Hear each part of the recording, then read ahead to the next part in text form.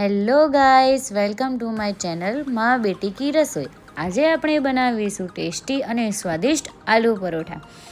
તે માટે આપણે અહીંયા 8 થી 10 નંગ જેટલા બટાકા લઈશું। તેને ચોખ્ખા પાણીથી 2 વખત સાફ કરી દઈશું।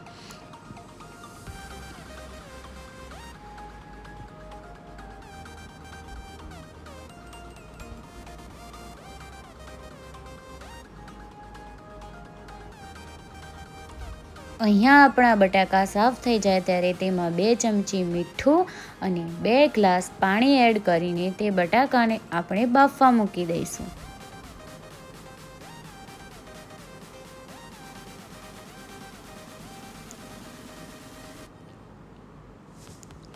અહીંયા આપણે ગેસની ફ્લેમ ધીમી રાખીશું, જેથી કરીને આપણા આલુ પરોઠાનો લોટ બંધાઈ જાય। આલુ પરોઠાનો લોટ બાંધવા માટે અહીંયા આપણે તાસ લઈશું। તેમાં 2 અવાલા જેટલો લોટ લઈશું, જે આપણે બાજરીનો લોટ અને ઘઉંનો લોટ ચાળવા માટે લઈએ છીએ।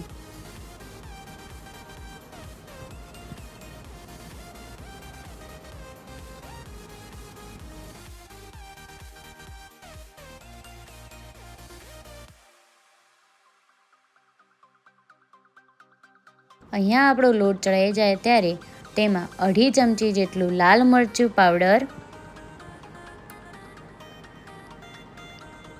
1 ચમચી ધાણા જીરું પાવડર, 1/2 ચમચી હલ્દી પાવડર, 1/2 ચમચી કિચન કિંગ મસાલો, 3 ચમચી તલ, ચપટી વરિયાળી, 2 ચમચી મીઠું અને 2 ડોકલી જેટલું તેલ એડ કરીશું।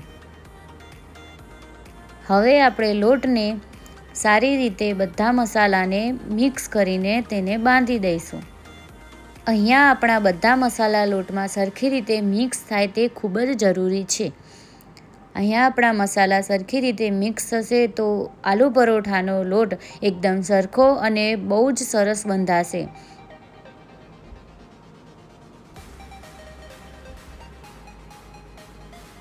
તે મિક્સ થઈ જાય ત્યારે તેમાં થોડા પ્રમાણમાં પાણી એડ કરીને આપણે લોટ બાંધતા જઈશું। લોટ બંધાઈ જાય ત્યારે તેમાં થોડુંક તેલ એડ કરીને તેને સરખી રીતે મસળી દઈશું।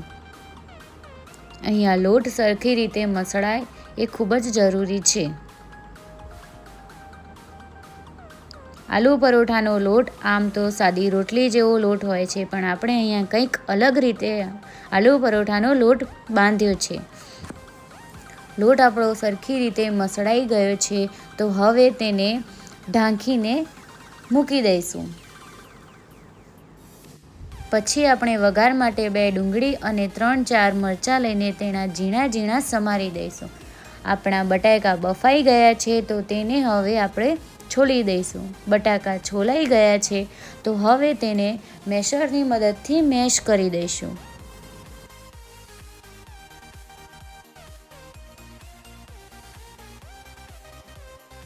આપણા બટાકા અહીંયા મેશ થઈ ગયા છે, તો આપણે તેને વઘારીશું। વઘાર કરવા માટે અહીંયા આપણે એક પેન લઈશું। તે પેનમાં આપણે 2.5 ડોકલી જેટલું તેલ એડ કરીશું। તેલ ગરમ થાય ત્યાં સુધી આપણે બધા જ મસાલા તૈયાર કરી દઈશું। તેલ ગરમ થઈ ગયું છે, તો તેમાં 1 ચમચી રાઈ, 1/2 ચમચી જીરું,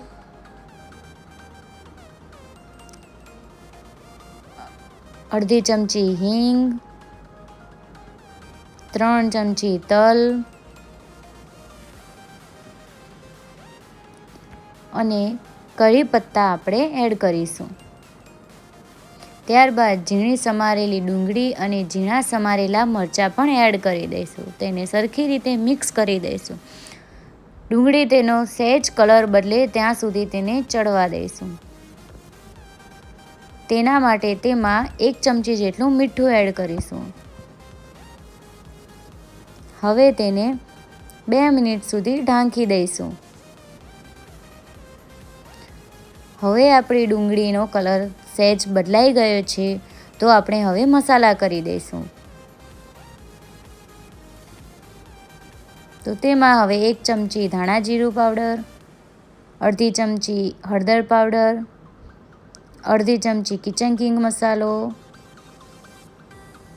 3 ચમચી મરચું,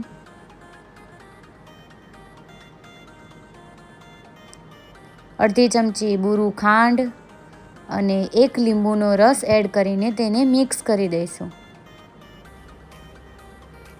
હવે તેમાં મેશ કરેલા બટાકા,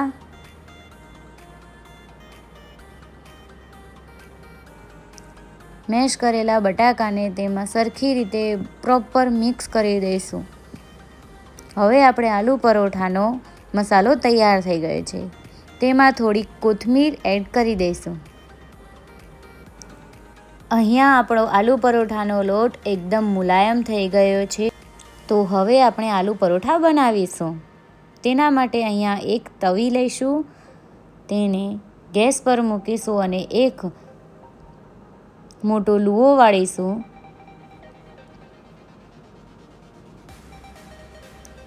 ત્યારબાદ તેને વણીશું. આપણે રોટલી બનાવીએ તેવી જ રીતે તેને વણવાનું છે. તે વણાઈ જાય ત્યારે તેમાં 2 ચમચી આપણે આલુ પરોઠાનો જે મસાલો બનાવ્યો છે તે એડ કરીશું.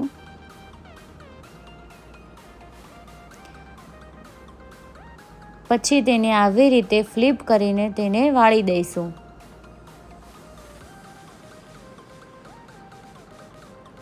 અહીંયા આપણે આવી રીતે કરવાનું છે, જેથી કરીને આપણે આલુ પરોઠાનો માવો બહાર નીકળે નહીં અને તે એકદમ વ્યવસ્થિત અને બહુ જ ટેસ્ટી આલુ પરોઠો બને.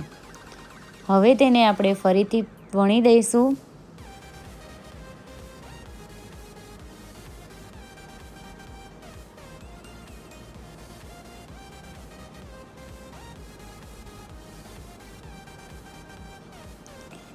હવે તેને આપણે શેકી દઈશું.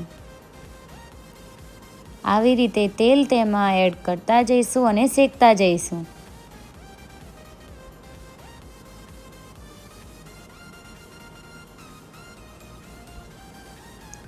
એક બાજુ શેકાઈ જાય ત્યારે હવે તેને પલટી દઈશું અને બીજી બાજુ શેકીશું.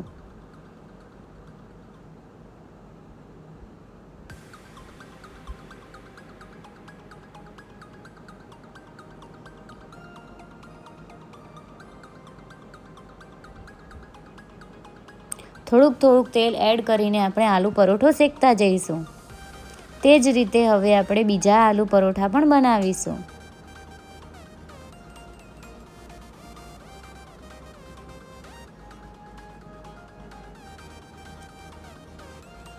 આવી રીતે ફ્લિપ કરીને આલુ પરોઠો બનાવવાથી તે આલુ પરોઠો ફાટતો પણ નથી અને તેનો માવો બહાર પણ નીકળતો નથી અને ખાવામાં ખૂબ જ ટેસ્ટી અને સ્વાદિષ્ટ બને છે.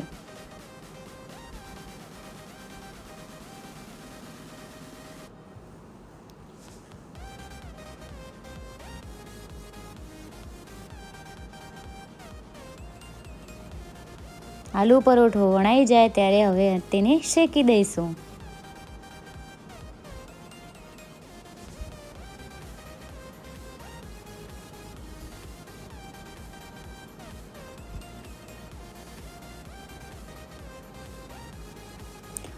થોડુંક તેલ એડ કરતા જઈશું અને આલુ પરોઠો શેકતા જઈશું.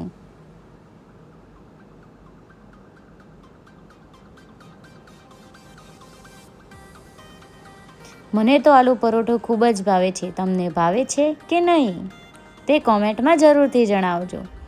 અહીંયા આપણો આલુ પરોઠો બની ગયો છે. આ આલુ પરોઠો ખાવામાં ખૂબ જ ટેસ્ટી અને સ્વાદિષ્ટ છે. તમે પણ જરૂરથી ટ્રાય કરજો. Thanks for watching. Like, share, subscribe and comment please.